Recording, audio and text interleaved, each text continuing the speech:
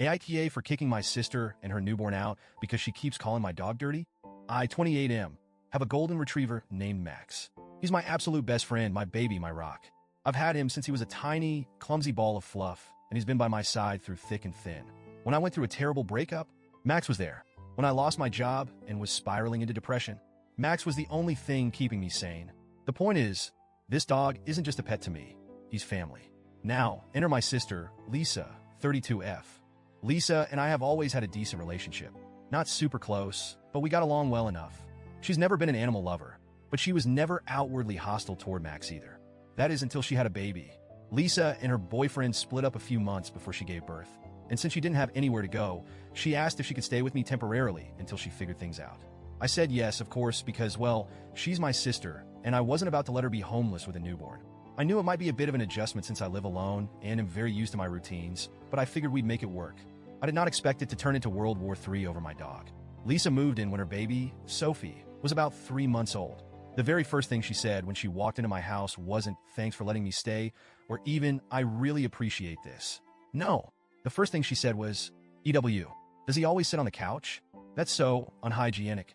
I should have known right then that this was going to be a nightmare. I kind of laughed it off and told her, "Yeah, he does. He's super clean, don't worry." She made a face but didn't say anything else at first. Over the next few days, the comments kept coming. Dogs don't belong inside, especially not with a baby around. You know they carry bacteria, right? The baby's immune system is still developing. Can you at least keep him out of the living room while we're in there? I was shocked. I mean, yeah, I knew Lisa wasn't a dog person, but I didn't think she hated them. At first, I really tried to be accommodating. I agreed to keep Max out of the nursery because, fine, that's her space, and I get wanting to keep it baby-proofed. But it quickly became clear that wasn't enough for her. One day, I caught her with a bottle of disinfectant spray, soaking the couch where Max had been sleeping. I mean, the cushions were literally wet. "What the hell are you doing?" I asked. She looked at me like I was the crazy one. "I don't want my baby rolling around in dog germs," she said, like it was the most obvious thing in the world. I tried to explain that Max is bathed regularly, vaccinated, and probably cleaner than half the people she interacts with on a daily basis. But she wasn't having it. She kept saying things like, "It's just not safe for the baby," and "You wouldn't understand because you don't have kids."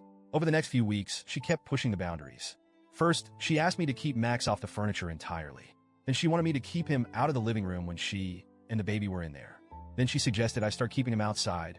That was when I finally snapped and told her, "Lisa, this is Max's home.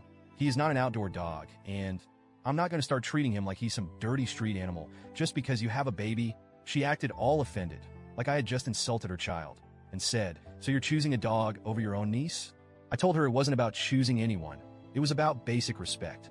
I let her into my home, and I was happy to make reasonable accommodations. But I wasn't about to start treating my own dog like a second-class citizen just because she had a problem with him. She huffed and stormed off, but the tension only got worse. The breaking point came about a week later. I had stepped out to grab some groceries, and when I came back, I found Lisa in the living room with Sophie on a playmat, and Max sitting a few feet away, just watching curiously. And then I saw it. Lisa kicked Max away. Not hard enough to injure him, but definitely not just a little nudge. She shoved him with her foot like he was a piece of trash that had wandered too close to her baby. Max didn't react aggressively. He just looked hurt, confused, like he didn't understand what he had done wrong. That was it for me. I completely lost it. I yelled at her, telling her she had no right to treat my dog like that. She started yelling back, saying I was overreacting and that she was just protecting her baby. I told her she had such a big problem with Max. She needed to leave. She started crying, saying I was kicking out a single mother and her newborn over a dog. I told her no, I was kicking her out because she was being disrespectful, rude, and borderline abusive toward my pet in his own home. She packed up her things, well, just a few bags in the heat of the moment, and left crying. She ended up staying with our parents. Now my parents are furious with me. They're saying I should have been more understanding, that Lisa is hormonal and struggling, and that I should have put family first. I keep hearing the same line over and over. A baby's health comes before a pet. And yeah, obviously, if Max was actually a danger to Sophie, I would understand. But he wasn't. He was just existing in his own home, minding his own business. And Lisa was actively mistreating him. I feel guilty because, yeah, I did kick out a struggling new mom. But at the same time, I feel like I had to.